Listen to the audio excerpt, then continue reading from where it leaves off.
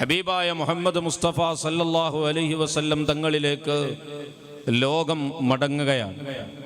പ്രതിസന്ധികളുടെ നടുവിലൂടെ ലോകം മുന്നോട്ട് പോകുമ്പോൾ പരിഹാരത്തിന് വേണ്ടി അലയുന്ന ലോകത്തിൻ്റെ മുമ്പിൽ ആകെയുള്ളൊരു പ്രതീക്ഷ, പ്രതിസന്ധികളുടെ കൂമ്പാരങ്ങൾക്ക് മുമ്പിൽ മുസ്ലിം ഉമ്മത്തിന് പ്രത്യേകിച്ചുമുള്ള പ്രതീക്ഷ അഷ്റഫുൽ ഖൽഖായ മുഹമ്മദ് മുസ്തഫ സല്ലല്ലാഹു അലൈഹി വസല്ലം തങ്ങളിലേക്കുള്ള മടക്കമാണ്. മുത്തുനബി സല്ലല്ലാഹു അലൈഹി വസല്ലം തങ്ങളിലേക്ക് മടങ്ങലല്ലാതെ ഇരു ലോകത്തിൻ്റെയും വിജയത്തിന് മറ്റൊരു മാർഗവുമില്ല.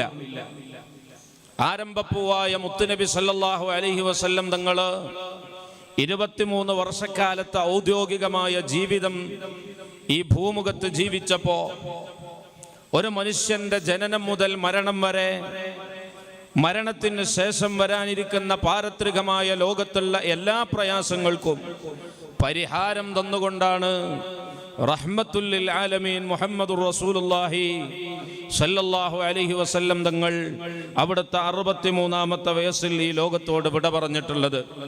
നിങ്ങൾ നോക്കൂ, ഇന്ന് വൈദ്യശാസ്ത്രം വലിയ പുരോഗതിയിലെത്തിയ കാലമാണ്.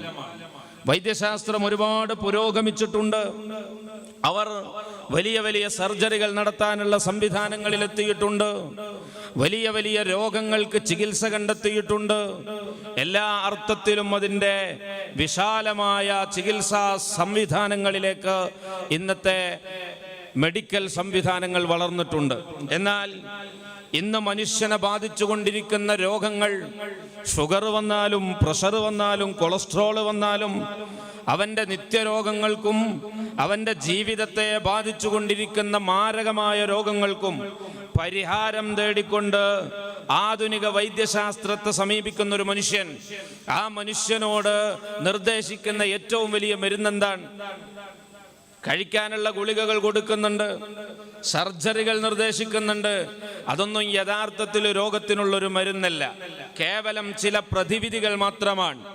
എന്നാൽ ഇന്നത്തെ ഡോക്ടർമാർ മുഴുവനും മനുഷ്യനോട് പറയുന്നത് അവൻ്റെ ഷുഗർ മാറാനും പ്രഷർ മാറാനും കൊളസ്ട്രോൾ നിയന്ത്രണ വിധേയമാകാനും ഒക്കെ അവനോട് നിർദ്ദേശിക്കുന്ന ഏറ്റവും വലിയ കാര്യം നല്ല വേഗത്തിൽ രാവിലെ അല്ലെങ്കിൽ വൈകുന്നേരം നല്ല ഉഷാറിൽ നടക്കാനാണ്.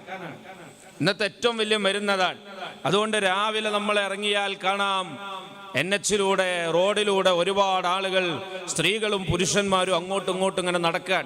അവൻ്റെ കൊളസ്ട്രോളും മാനസികമായ സമ്മർദ്ദങ്ങൾ എല്ലാം മാറാനുള്ള പരിഹാരമാണ്. നിങ്ങൾ നോക്കൂ, അഷ്റഫുൽ ഖൽഖായ മുഹമ്മദ് മുസ്തഫ സല്ലല്ലാഹു അലൈഹി വസല്ലം തങ്ങളുടെ മുമ്പിലേക്ക് 1400 വർഷങ്ങൾക്ക് മുമ്പ് മഹാന്മാരായ സ്വഹാബത്ത് കടന്നു വന്നു.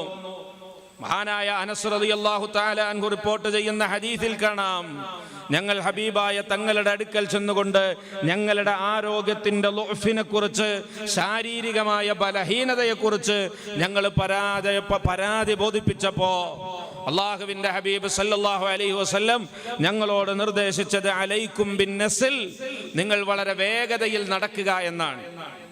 നല്ല സ്പീഡിൽ നടക്കാൻ ഹബീബായ മുഹമ്മദ് നബി സല്ലല്ലാഹു അലൈഹി വസല്ലം തങ്ങൾ നിർദ്ദേശിച്ചുവെന്ന് മഹാനായ അനസ് റളിയല്ലാഹു അൻഹു പറയുന്നത് സൂറത്തു യാസീനിന്റെ തഫ്സീറിൽ കാണാം.